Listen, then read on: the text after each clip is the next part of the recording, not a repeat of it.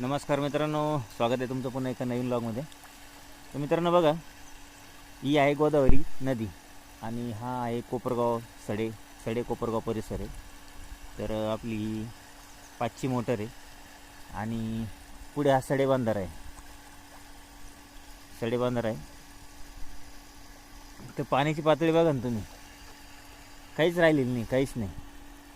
अजून जानेवारी संपायचं आहे, आत्ताशी जानेवारी स्टार्ट झाला आहे आणि आज पाण्याची पातळी इतकी खाली गेलेली आहे की पुढले कांद्याचे गव्हाचे भरणे करायचे कसे, हा सगळ्यात मोठा प्रश्न शेतकऱ्यांसमोर उभा आहे.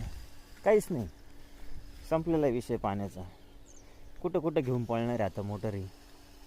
जे बंधाऱ्याचं थोडंफार लिकेज होतं ते पण बंद झालेलं आहे. त्याच्यामुळे पाण्याची कंडिशन खूप वाईट होणार आहे. शेतकऱ्यांनी पाणी भरायचं कसं आणि पिकं काढायचे कसे, हाच मोठा प्रश्न आहे. सर्व काही देवालाच माहिती.